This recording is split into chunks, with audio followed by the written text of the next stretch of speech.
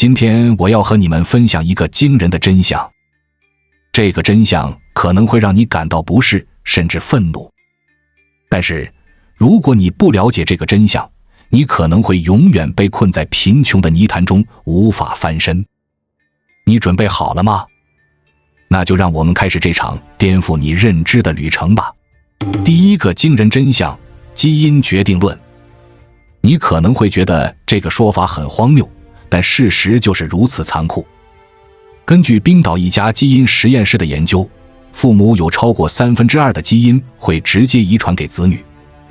这意味着什么？这意味着有钱人的孩子不仅仅是赢在起跑线上，他们甚至赢在了娘胎里。让我给你讲一个真实的故事。我有个朋友在西安一所大学的校团委工作，他告诉我，每年新生入学时，他只要往那一坐，一眼就能看出哪些学生来自农村，哪些来自城市，甚至能看出哪些学生的家里是做生意的，哪些学生的父母是公务员，哪些来自知识分子家庭。为什么？因为每个学生身上都带着父母的影子，气质神情里都藏着他的出身和家庭教养。作家何家言对马云、马化腾、王兴、张一鸣、雷军等顶级富豪的家庭背景进行研究后发现，这些顶级富豪都有一个共同点：比较幸福的原生家庭。比如，王兴的父亲王淼就是龙岩的亿万富豪，马化腾的父亲马陈树是盐田港集团的高管和董事，马云的父亲是昆剧演员马来法。这意味着什么？一方面，他们的优秀基因可以直接复制给子女；另一方面，他们有成功经验，可以给子女更加精准有效的人生指导。更重要的是，他们的成功本身就是活生生的教科书。但是，等等，在你放弃希望之前，让我告诉你，基因并不是决定一切的因素。虽然基因可能给了某些人先天优势，但后天的努力和正确的方法同样重要。接下来，我将告诉你如何突破基因的限制，实现阶层的跨越。在我们进一步探索之前，我们有一个激动人心的消息要告诉大家，我们已经开通会员功能了。现在，您可以加入我们的会员大家庭，享受会员专属影片和更多独家内容。别忘了关注才知道，并点击小铃铛，我们将继续揭示更多关于金钱的真相，祝你迅速实现财务自由。第二个惊人真相：教育资源的巨大差距。你可能会说，现在有9年义务教育，每个人都有机会接受教育。但是，你知道吗？据统计，2019年考进清华北大的农村孩子比例不足10%，而80%的中国富豪计划将子女送到国外接受教育。这意味着什么？这意味着富人不仅掌握了国内的优质教育资源，还在全球范围内抢占教育高地。他们的孩子不仅享受最好的师资，还能获得全球化的视野和人脉网络。让我给你举个例子。2019年，一位名叫赵老板的富豪花费4000万美元，将女儿送入斯坦福大学。这个消息一经曝光，立刻引起轩然大波。但是，除了感叹一声赵老板真有钱之外，我们更应该看到的是中国富豪们以合理或者不合理手段掠夺世界顶级教育资源的野心和实力。而这些资源是普通人终其一生都无法触及的。通过掠夺顶级教育资源，让子女们占领认知高地，是守护自己财富最稳固的方式。富豪们显然都明白这个道理。但是，不要灰心，教育的差距确实存在，但在信息时代，我们每个人都有机会通过互联网获取优质的学习资源。问题是，你是否抓住了这个机会？第三个惊人真相：认知差距才是最大的鸿沟。为什么有些人似乎总能抓住机会，而有些人却总是错过？答案就在于认知的差距。富人不仅拥有更多的物质资源，更重要的是，他们拥有更高级的认知系统。他们知道如何识别趋势，如何抓住机会，如何管理风险。而这些恰恰是大多数人所欠缺的。简单来说就是，越是有钱人越能够获取高质量的信息，越是有高质量的信息就越容易建立真实完整的认知地图，越是拥有真实完整的认知地图就越容易赚到钱。而穷人恰好相反，这种情况在封建社会表现得更加明显，因为那个时候的穷人根本读不起书。为什么？因为太贵了。让我们来看看古代读书有多昂贵。在宋朝，买一支名牌笔，南宋湖笔需要白银 0.36 两，折合人民币400多块。在唐代，买一本《孟子》需要白银14两，折合人民币56000元。更令人震惊的是，在《红楼梦》中，秦邦业为了给秦钟请私塾先生，光见面礼就送了24两白银，折合人民币2、3万。要知道，这只是见面礼，如果算上学费和节日礼物，没个100、10万根本下不来。所以，古代人哪是在读书啊，完全是在烧钱啊！如果想去参加科举考试，手里要是没个1800万，这是压根想都不敢想。穷人不仅面临生存压力，手里更没啥钱，所以读书对穷人来说就已经很奢侈，而能在科举考试中金榜题名，更是一个遥不可及的梦。现在已经好了很多，一方面，移动互联网的普及，让每个人都有了低成本学习的渠道和机会。只不过有太多穷人家的孩子并没有把这个机会真正用好，他们只是把学习机会变成了游戏机会，想想还真让人痛心。第4个惊人真相，穷人的思维陷阱。你有没有听说过习得性无助这个概念？有人曾经做过一个实验，将一只凶猛的鲨鱼和一群热带鱼放进同一个水池，然后用强化玻璃隔开。起初，鲨鱼为了吃到热带鱼，都会用力地冲向另一边，但每一次它都会被玻璃阻挡。鲨鱼不放弃，每天继续冲撞那块玻璃，它试遍了每个角落，每次都拼尽全力，最终让自己鲜血淋漓，伤痕累累。每当玻璃出现缝隙，实验人员都会加上一块更厚的玻璃。到后来，鲨鱼就不再去撞击玻璃，因为它害怕受伤。就算实验人员把水池中的玻璃抽走，鲨鱼也没有勇气游向对面。更可怕的是，当一条小鲨鱼想游到对面去捕鱼时，老鲨鱼会对小鲨鱼说：“别去，别去，会受伤的。”这就是贫穷带来的习得性无助。他们不光是相信读书无用，更相信努力无用。他们认命了。更可怕的是，这种无助像疾病一样，不知不觉地传染给了下一代。这才是整个故事中最令人心碎的情节。中科院曾经做过一份调查，发现越贫穷的地区越认同读书无用。在村庄贫困层的认同度有 62.32%， 农村中间层的认同度有 37.24%， 年收入1万以下的村庄贫困层认为读书无用的比例最高。这种思维陷阱才是真正让穷人难以翻身的重要原因之一。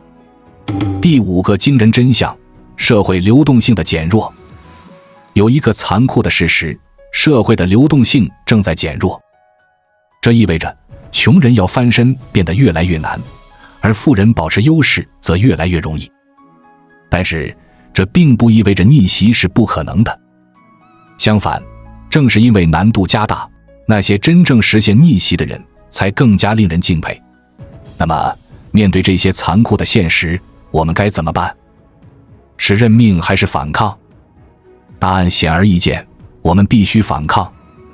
但是，如何反抗？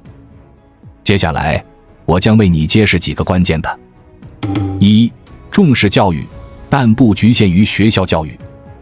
教育确实是改变命运的重要途径，但不要把希望全部寄托在学校教育上。我们必须拓宽教育的定义。除了学校教育，还要重视家庭教育和自我教育。让我给你讲一个故事。我有个客户刘总，身价不菲。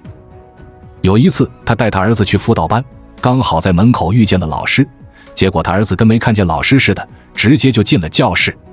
刘总立马把他儿子叫了出来，说：“你看见老师为啥不打招呼？”他儿子不以为然，于是刘总说：“既然你都不懂得尊重老师，那今天就不要学了，跟我回家。”他儿子不愿意回去，刘总执意要带他回去。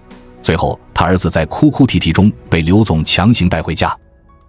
刘总说：“你可能会觉得我小题大做，觉得我较真。其实我只是想让他真正学好。我不好好教育他，以后有他吃的亏。与其让别人收拾他，还不如我好好教育他，这样他以后能少受点罪。”这就是家庭教育的重要性。有的父母敢对孩子下狠手，有的父母对孩子永远都是心慈手软。哪种方式更好？我想答案是显而易见的，自我教育更是关键。在这个信息爆炸的时代，知识触手可及，利用网络资源，参加各种讲座，阅读优质书籍，这些都是提升自我的有效方法。记住，学习不应该在离开学校后就结束，而应该贯穿整个人生。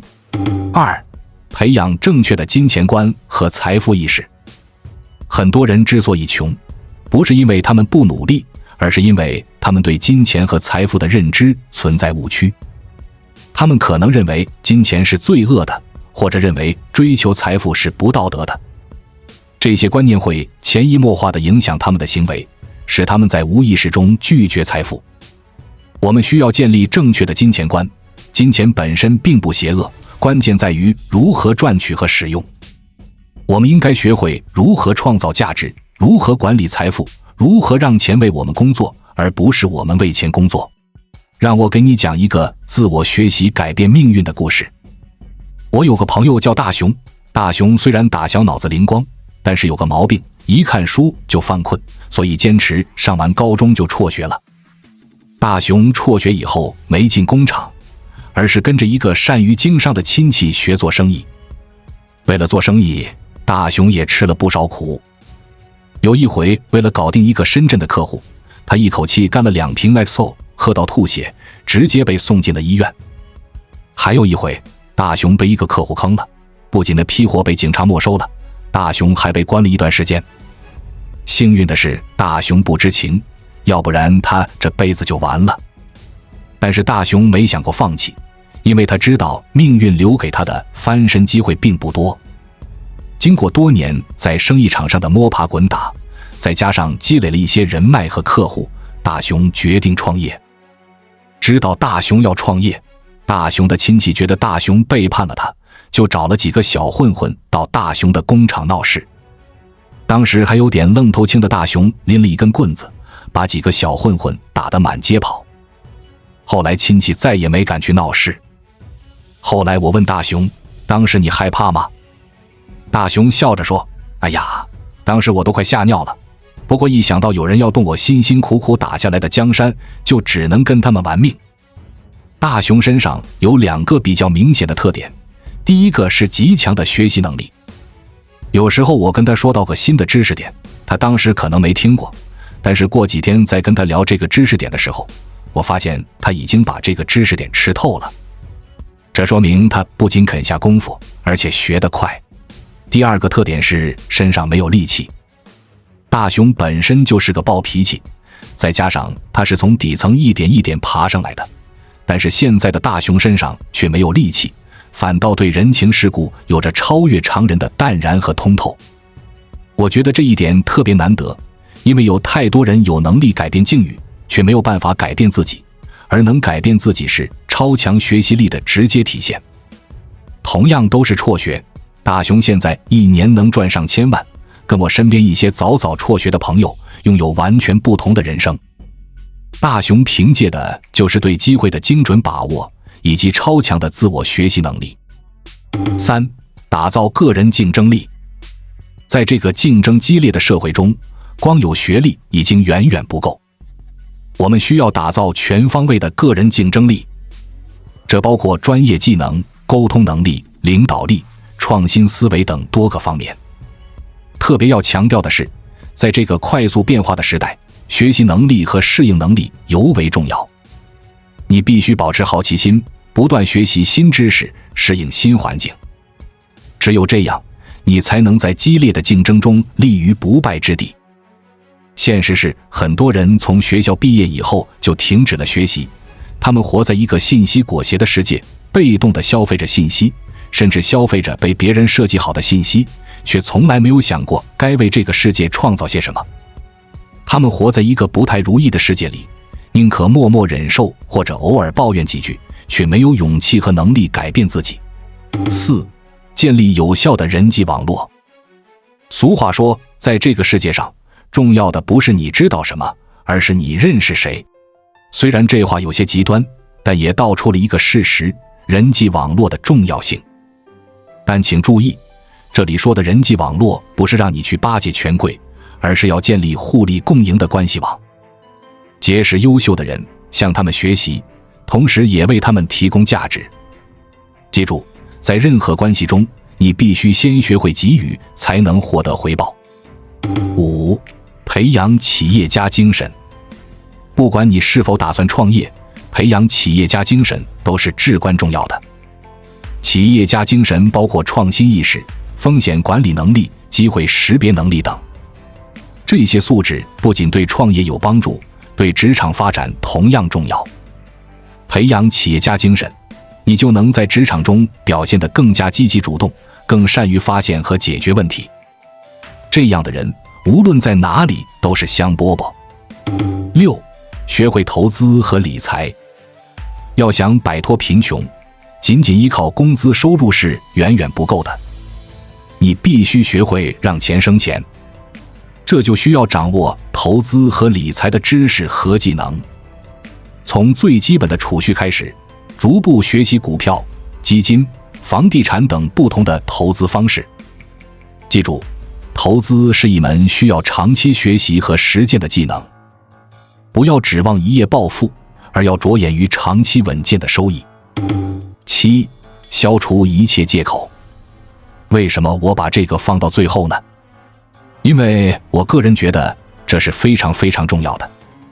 如果你把每一次的不幸、失败和所有不如意的事情都找一个借口或者怪别人，你觉得这样的你能够成长吗？你认为千错万错都是别人的错，自己肯定一丝问题都没有。我可以告诉你，这样子的人，就算我给你活多一个100年都好，你都肯定无法进步的，而且还有可能一直活在负面的情绪里。因为喜欢找借口的人，一直都会觉得说自己的命运在跟他们作对，所有人都在跟他们作对。说一个比较常见的例子，有些在公司里头打工的人，他们无法得到升职加薪的机会，他们就会说领导没有提拔自己。当他们投资失败的时候，他们就会怪老师是骗人的，或者是说市场是骗人的。当他们走路滑倒的时候，他们就会怪说别人没有把这个地板擦干。但是他却没有想一想，自己走路的时候眼睛是拿来干嘛的。这些抱怨声和借口都不会让你的未来变得更加好。兄弟，所以从今天开始，我希望说你可以为你的每一件事情，不管是好事坏事，都负上100%的责任。别再为自己的失败而找借口了。我们已经讨论了很多关于如何改变命运的方法，但是你有没有想过，为什么即使知道了这些方法，很多人还是难以摆脱贫困？让我们深入探讨一下这个问题。1. 心理障碍。很多人都会绝后，这是一个令人心碎的事实。人类繁衍的过程中，通常是贵族的后代逐渐变得平凡，其中一些不孝子孙混得不好，逐渐成为平民，而不是大家以为的贵族一直生贵族，平民一直生平民。每当我们翻阅族谱时，都会发现自己的祖上曾经也显赫过。这意味着我们这些人，不论现在如何，祖上都曾是名门望族，因为真正的平民根本无法留下后代至今。历史上真正的平民大多死于饥荒战乱，死于摇篮，最终导致绝后。然而，这并不影响人类的延续，因为贵族的子孙混得不好，阶级下滑，取代了穷人的位置。所谓的富不过3代，正是这个道理。而穷不过3代，并不是指穷人翻身，而是穷人最终绝后。因此，我们所想象的代代相传，并不是社会的真实情况。这种历史传承给很多人造成了心理障碍，他们觉得自己生来就是穷人，命中注定要过穷日子。这种心理障碍让他们失去了改变的勇气和动力。二、资源的累积效应。想要凭借自己的能力逆袭，除非身处乱世或者运气极好。因为在相对稳定的社会中，资源分配必然不均衡，人和人之间的差距有时比人与猪之间的差距还大。只要财富是世袭的，时间久了必然会出现阶级固化，穷人越穷，富人越富，最终穷人生下的孩子开局就是地狱难度。不管怎么努力，一生注定的做牛做马，要是孩子资质平庸，悟性不高，做牛做马也就罢了，反正浑浑噩噩一生就这样过去了。如果一个孩子聪明一些，他可能会更加痛苦，因为他需要一生去对抗代际传递的压力。他奋斗一生的终点可能都达不到别人的起点，并且在激烈的竞争中还可能失败或受伤。三、教育资源的差距。虽然现在有了9年义务教育，但教育资源的差距依然巨大。富人可以为孩子提供最好的教育资源，包括优质的学校、私人教师、海外留学等，而穷人家的孩子可能连基本的学习条件都无法保证。这种差距不仅体现在硬件设施上，更体现在软实力上。富人家的孩子从小就接触到更多的知识和信息，他们的视野更宽广，思维更开放，这些都是无形的优势。四、社交网络的差异。人脉资源是一个人成功的重要因素。富人家的孩子从小就生活在一个高质量的社交圈中，他们的朋友、同学可能都是未来的精英。这种社交网络可以为他们提供更多的机会和资源。相比之下，穷人家的孩子可能生活在一个相对封闭的环境中，接触到的人和事都比较有限。这种社交网络的差异会直接影响到他们未来的发展机会。五、风险承受能力的不同。富人有更强的风险承受能力，他们可以尝试更多的机会，即使失败也有足够的缓冲。而穷人往往没有这种承受能力，一旦失败，可能就会陷入更深的贫困。这种风险承受能力的差异，导致穷人往往更加保守，不敢尝试新的机会，最终导致他们错过了可能改变命运的机会。六、思维方式的差异。富人和穷人的思维方式往往有很大的不同。富人更倾向于长远思考，注重投资和增值，而穷人可能更关注眼前的生存问题，难以进行长期规划。这种思维方式的差异会直接影响到他们的决策和行为。富人可能会选择投资自己，提升能力，而穷人可能更倾向于立即消费，满足当前需求。现在你已经知道了富人和穷人之间的差距，也知道了如何缩小这种差距的方法。问题是，你准备如何行动？是继续安于现状，还是勇敢地迈出改变的第一步？记住，命运从来不会眷顾懦弱者，只有那些敢于直面现实，并为之不懈奋斗的人，才能真正掌控自己的人生。所以，从现在开始，立即行动起来，投资自己的教育，培养正确的金钱观，提升个人竞争力，建立有效的人际网络，培养企业家精神，学习投资理财，培养正确的心态。只有这样，你才能真正打破命运的枷锁，实现人生的逆袭。机会总是留给有准备的人，而现在你已经得到了这些珍贵的信息，接下来就看你自己了。你会成为下一个成功逆袭的传奇吗？这完全取决于你自己的选择和行动。记住，改变是艰难的，但不改变的代价更加巨大。当你还在犹豫是否要改变时，那些已经行动的人可能已经迈出了成功的第一步。所以，不要再等待了，立即行动起来，开始你的逆袭之旅吧。你的未来掌握在你自己手中。让我们一起勇敢地向命运发起挑战，创造属于自己的传奇故事。最后，我想再次强调，改变命运不是一朝一夕的事，它需要长期的坚持和努力。在这个过程中，你可能会遇到挫折，可能会感到沮丧，但请不要放弃。每一个成功人士的背后都有一段艰辛的奋斗历程。记住，你并不孤单。在这个世界上，有无数和你一样渴望改变命运的人，他们和你一样正在为自己的梦想而奋斗。你可以加入一些学习社群，寻找志同道合的朋友，相互鼓励，相互支持，你会发现这条路并不那么孤单。关注我，我是才知道，带你解锁更多金钱的真相。